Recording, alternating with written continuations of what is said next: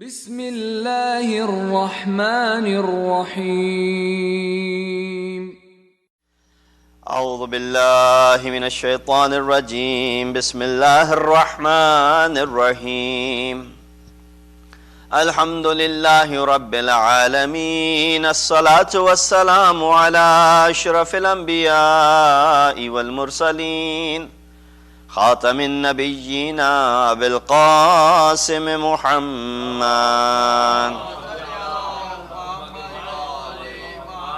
وأهل بيته الطيبين الطاهرين المعصومين الذين أذهب الله عنهم الرجس وطهرهم تطهيرا.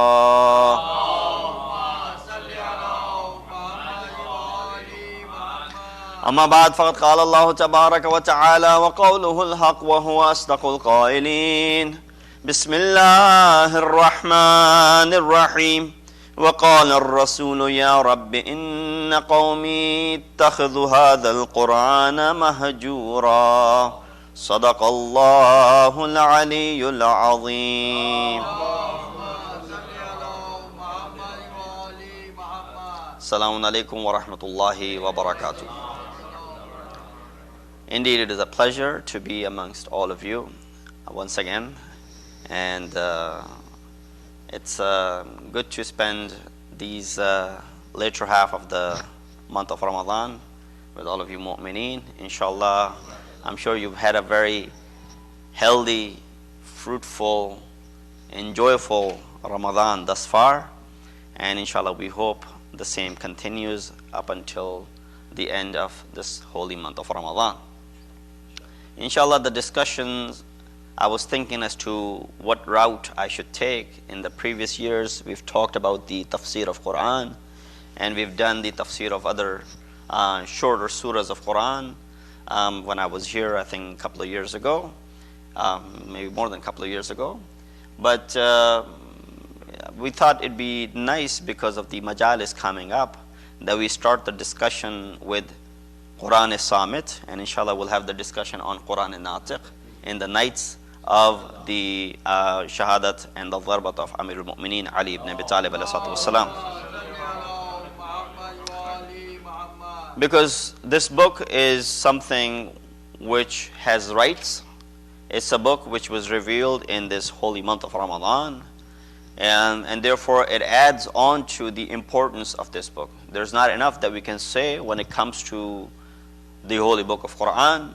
Alhamdulillah, we take this opportunity in this month of Ramadan to make sure that we recite any amount of Quran that is possible for us, and not just recite, also make sure that we are able to understand the words and the Arabic of this Quran, and we're able to then at the last stage implement those teachings onto our lives. Because this book unfortunately has become a book of the deceased in our culture, whereas this is a book for those who are alive more so than it is for those who are dead. Why? Because this is a book which has a complete way of life in it for us as Muslims. It is a book which tells us and guides us every step of the way. It's a book which tells us what to eat and what not to eat. It's a book which tells us what to do and what not to do. It's a book which tells us what is halal and what is haram. It's a book which tells us what is right and what is wrong. In other words, it's a book which has for you every aspect of your life hidden in it. All you've got to do is open this book, read it, ponder, contemplate, and deduce things which are mentioned in it. It's not kalam-e-bashar. It's not a word of any human being. It's the word of the all-wise, the Hakim, Allah subhanahu wa ta'ala, and therefore it does not have any flaws in it. It might seem at points when you're looking at this book that there are verses which might be contradictory to one another, but no, the contradiction lies in our eyesight, the contradiction lies in our insight.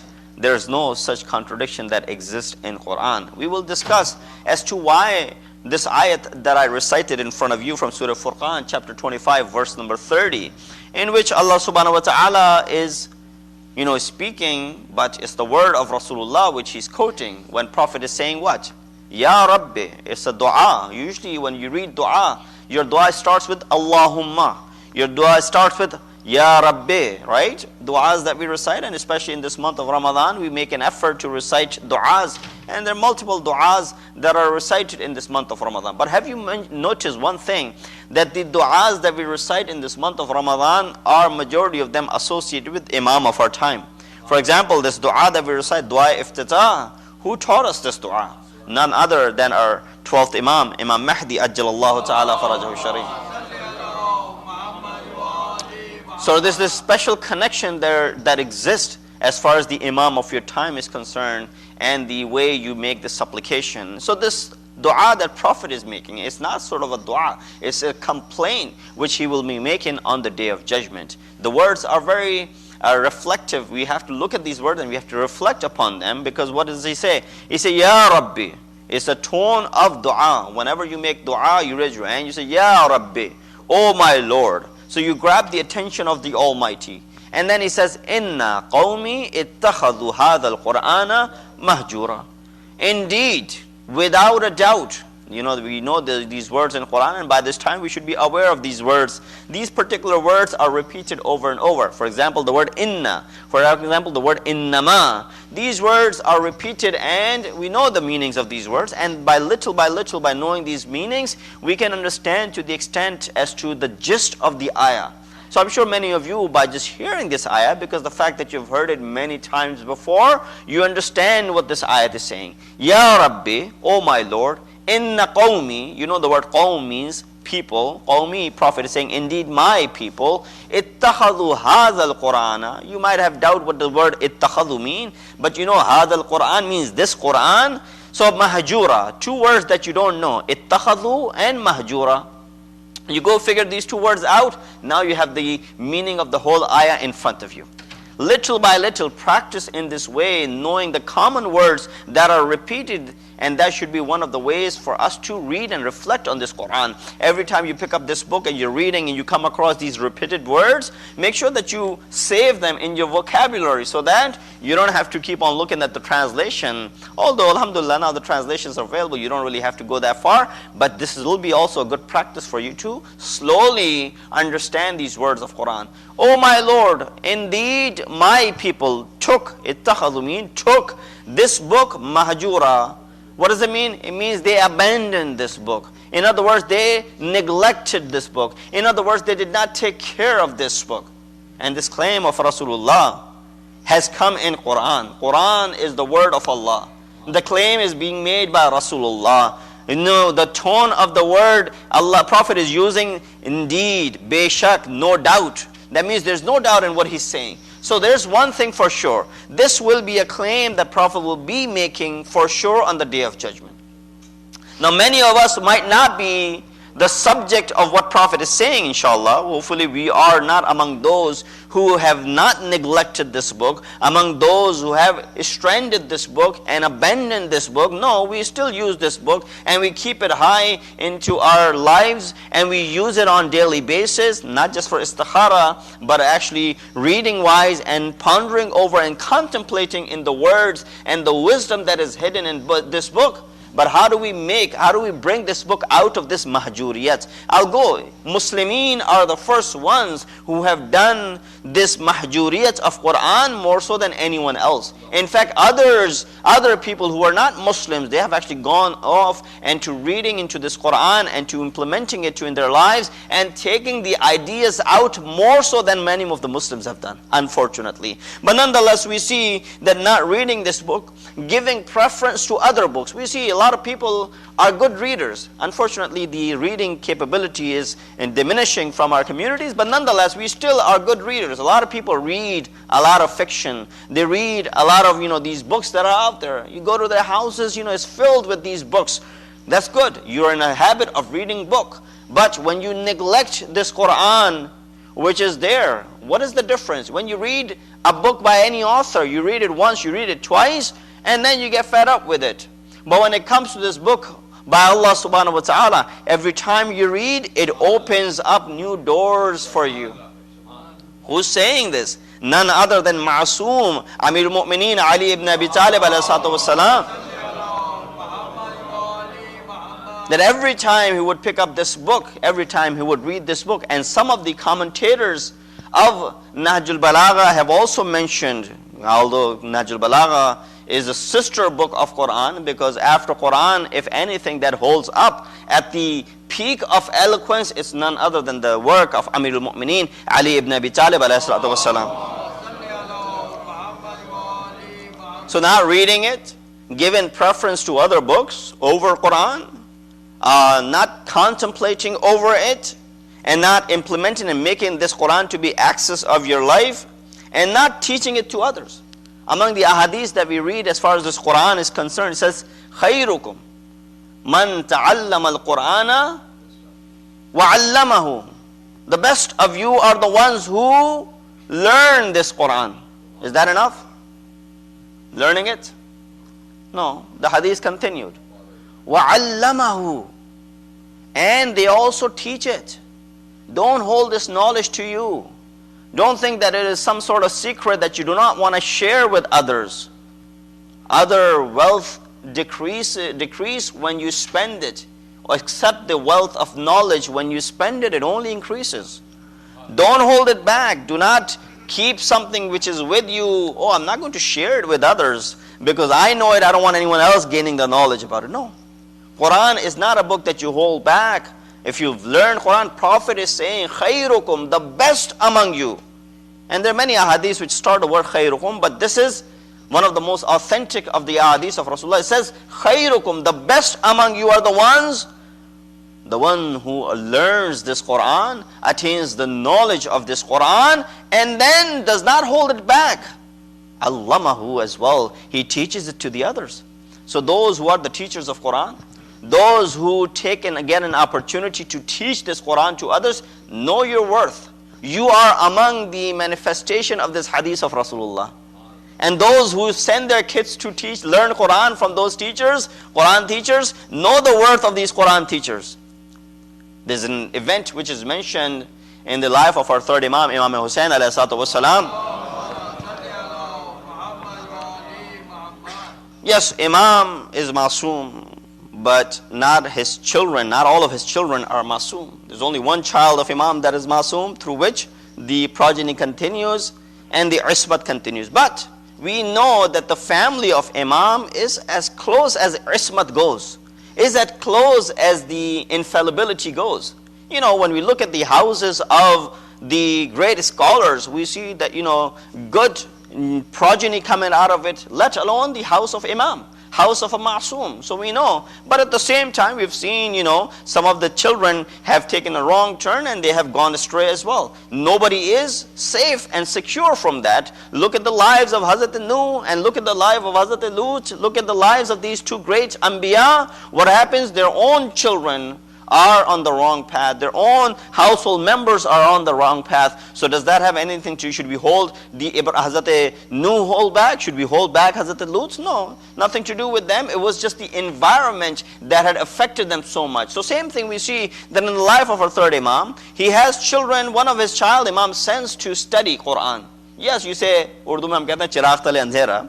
No, in fact, I have taught Quran and I have studied and have taught Quran to many kids, but when it comes to teaching Quran to your own kids, I found it to be very difficult. So even I have to send my kids to learn Quran to someone else. I have to hire a Qari or Quran teacher to go out and teach my kids. It's a chiragh tale andhera. You are able to do it, but it's very difficult for you to have some sort of scheduling with your own kids. So it's good to have someone else teach them. Imam Hussain probably had the same thing, that Imam, yes, he has the umur and the affairs of the hukumat and the world and then the ummah upon his shoulders. With all of that, Imam is making sure that his children learn the values of Islam, they learn Quran. When Imam's child had learned how to say Bismillah ar-Rahman ar-Rahim, Imam, it is mentioned in the riwayat that he gave so much to the person who had taught Imam's son how to read Bismillah ar-Rahman ar-Rahim, or had taught Imam's son how to recite Quran. It says Imam gave him so much that he filled his mouth with dhahab wa fidda. He filled his mouth with gold and silver. You say Imam has gone or has become extravagant maybe, na'udhu billah. We cannot use those words for Imam Ma'soom. That just teaching your child Bismillah ar-Rahman ar-Rahim and Surah Fatiha, Imam is bestowing so much in return to this person who taught Imam's child how to read the Surah Fatiha. Imam said, this itself is not enough because of what he has done. He has taught my child the word of Allah subhanahu wa ta'ala, and there's no compensation that is equal to have taught my child this word of Allah subhanahu wa ta'ala. Sallu ala Muhammad wa ala Muhammad.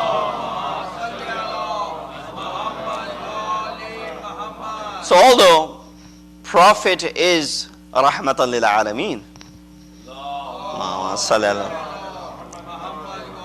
but he is still making this claim, Ya Rabbi, inna qawmi ittakhadhu hadha al-Qur'ana mahjura.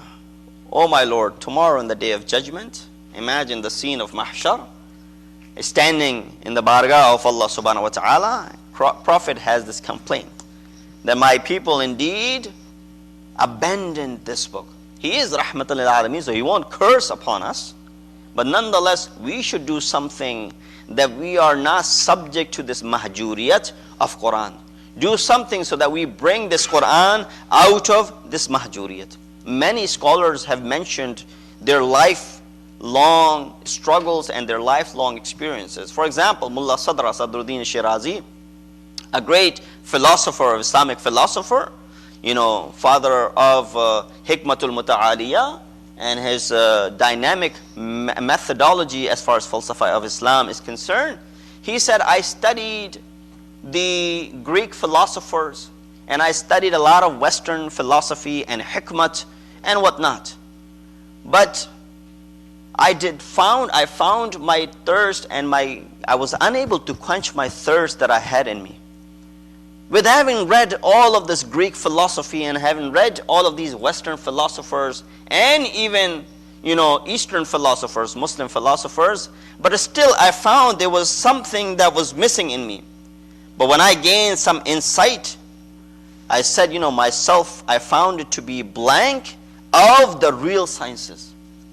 He said, when I found some insight, obviously, in the initial stages, when you start learning something, and this is a true story, a person who recently entered Hawza Ilmiya, he said to himself that I know everything. But as soon as he started learning something, he said, well, yeah, there were a few things that I was unaware of. But when he reached a level of ijtihad, he said, I was a complete ignorant. And he called himself to be complete ignorant. That's what happens. When the knowledge increases, that's when you start seeing the flaws in yourself. Example is very simple in front of us. I don't know if I've given this example or not. Sorry for it to be redundant. Imagine this room right here. If there's only one light bulb, on over here. Imagine all the bulbs, they're off, and there's only one light that is turned on. With one light, it will not be able to illuminate this whole room, right? With this one light, you would barely be able to see all the corners of this room. You will not be able to appreciate the construction of this room. You will not be able to see the fine details of this room. You will not be able to see the faces of individuals who are sitting here.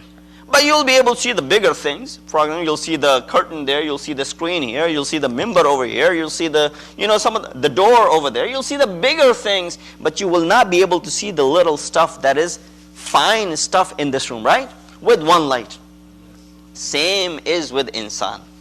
When there's only one light that is roshan, that is on in you, that means you're lacking nur inside. When you're lacking nur inside, why do you lack nur? You lack nur because when you are not educating yourself, and not educating yourself as far as this Quran is concerned, you have not made this nur, which Allah calls nur itself, have not utilized this nur and have not illuminated your insight. What happens? Your inside is dark. And when the inside is dark, you're unable to appreciate, you're unable to see the things clearly. The more the nur gets, the more illuminated yourself will be. Same way, when you look at this room, the more lights you put into this room, the more illuminated it is, the brighter it is, the more objects you'll be able to see, and the more things you'll be able to appreciate. Same thing happens with insan. With one illumination, one light, it's very difficult for you to see the fine details, but the more the light increases, the more the nur increases, the more the insight of insan expands, the chest of insan expands, and he's able to appreciate the beauty in his surrounding more, and able to appreciate the khaliq of this beauty in his surroundings. Sallu ala Muhammad wa ala Muhammad. So he said, towards the end of my life, I focused on pondering and contemplating into Quran and the tradition of the Prophet and his household, only to realize that I wasted my golden years of life. Because towards the end, I focused towards Quran and the Sunnah of Rasul, while I had spent all of my life studying Greek philosophy and the wisdom. He said, only I found that I had wasted golden years. If I was saying something like this, you'd be like, what has he studied? This is Mullah Sadra, Sadruddin Shirazi, a well-reputable, known philosopher of his time. In fact, many students have come from Mullah Sadra. So he is making this claim that all of those years of my life, the golden years, the youth years of my life, I wasted them in other areas, and only now I realize when I'm focusing on this Quran. So he said, I was furious with myself and my heart was burning that I knocked on the doors of revelation and wahi. He said, the doors of wahi opened up for me, and I saw angels speaking to me saying, Salamun alaykum tibtum fadkhuluha khalidin. He said, peace be upon you, glad tidings to you, that, he said, fadkhuluha, enter into this valley, enter into this wadi, with those who have already entered into it. Let's, you and I, do the same thing, especially in this month of Ramadan, which is Bahar, which is the spring of mu'mineen, to use this Quran and to utilize this Quran and make it to be the part of your life. You know what our fourth Imam, Imam Zayn al-Abidin alayhi salatu wasalam, has said in this? He said, لَوْ مَاتَ مَا بَيْنَ الْمَشْرِقِ وَالْمَغْرِبِ. Everything was to perish between east and west. If everything was to die and perish, imagine if you're stranded by yourself and everything has perished in east to west. He said, if only Quran was with me and nothing else, I will not be terrified. لَوْ مَاتَ مَا بَيْنَ الْمَشْرِقِ وَالْمَغْرِبِ. I will not have no wahshat, none whatsoever, as long as this book, Quran, is with me. This Quran gives you unsiyat. It gives you this intimacy that no one else, no other book can provide. There are other examples of this sort as well. I'll skip through those because I want to take this discussion somewhere, inshallah. Quran says, contemplate on it. Ayat of Quran in Surah Sad, verse number 29 says what? Kitabun anzalnahu ilayka mubarakun liyadabbaru ayatihi wa layadhakkaru ulil albab. Ayat of Quran says, it is a blessed book which has been revealed for you so that you will reflect upon its verses and so that the people of understanding will take heed. Very quickly, a few features of this Quran. Maybe we might have looked at these features of Quran. We might not have looked at these features of Quran. In this ayat, is saying the Quran is a text in a written format. Kitabun. It's a book that we have revealed unto you. As opposed to the previous scriptures, we did not reveal them as books. They were either, in the written, the Hazrat Musa ﷺ had brought in the stones or the slabs or whatever. They were never in the form of the book. This is the only book that we have revealed unto you. It is derived from revelation and unlimited knowledge of Allah subhanahu wa ta'ala. Anzalna, we are the one who has revealed it. No one else. Don't think anyone else has revealed it. It is us who are revealing this. Contents of this book, mubarakun, they are blessed. Every single thing about this book is blessed. Reason behind its revelation is what? لِيَدَّبَّرُوا. So this book is in the form of kitab. Allah is the one who has revealed it. This is considered to be blessed. All of these things are in Surah Sad, verse number 29. This one ayat. One ayat is explaining all of this. Book which is in the form of a kitab, revealed by Allah, mubarak and blessed in front of everyone. And the purpose behind it is what? So that we put it in a nice ghilaf and we place it in a place which is away from the kids. No. لِيَدَّبَّرُوا, so that you may contemplate on this book. A lot of time we hear this ayah, and then لِيَتَذَكَّرُوا as well, to also remind yourself, but only the intellectuals will have this tawfiq. Ulul albab will be the ones who have this tawfiq to go ahead and utilize this book properly. Sallu ala Muhammad wa ala Muhammad. A lot of time we hear, and I'll end with this inshallah, that ponder over Quran. Maulana, we've heard a great deal, pondering over Quran, contemplating over Quran. Can anyone come and tell us how to ponder as well? Can you give us examples of contemplation as well? We've heard a great deal. People say, read this Quran and ponder. Read this Quran and contemplate. I'll leave you with some verses of Quran. If you can write it down, if you can make a note, go ahead and contemplate over these verses. These are great verses. I'm sure you might have read them before, but you might not have looked at them from this aspect. Every ayat of Quran has an apparent meaning and has an implied meaning. Take these two things with you. Every verse of Quran has an apparent meaning, which you find in the translation, and then it has an implied meaning as well. I'll give you an example. In Surah Hujurat, the ayah says, إِن جَاءَكُمْ فَاسِقٌ بِنَبَإٍ فَتَبَيَّنُوا. When a fasiq comes to you with the news, فَتَبَيَّنُوا, ponder over it. Don't take the words right away. Don't just fall for it right away. This news media that gives you a news, don't fall for it right away. فَتَبَيَّنُوا. It's an ayat of Quran, I believe it's ayat number 9 or something from Surah Hujurat chapter 49. فَتَبَيَّنُوا. But this is the apparent meaning of Quran, of this ayah. What is the implied meaning? إِن جَاءَكُمْ عَادِلٌ فَلَا تَبَيَّنُوا. The opposite of it. What is the implied meaning? Implied meaning is that when an adil person comes to you with the news, you do not have to ponder over it in the same way as you are pondering over the news that was brought to you by a fasiq individual. So you don't trust the word of a fasiq, but you trust the word of an adil. So with the same ayat, you're able to see mafhum of the ayah, and you're able to see the mantuq of the ayah. These two terminologies are known as the apparent meaning and the implied meaning. We'll end with this. I'll give you a few verses of Quran that you can ponder over. Surah Waqia. Anyone know what chapter number it is? 56, I believe. Just before Surah Hadid, which is 57. 56, and right after Surah Rahman, which is 55. Surah Waqia is a good surah for you to recite before you go to sleep. Every night make a habit. Now you have these, iPhones and all these smartphones. You can just play it before you fall asleep. Listen to the surah. And one thing that it guarantees, poverty will never touch your doors. When you read this surah, when you hear this surah, if you're unable to read, poverty will never knock on your doors. So make sure that you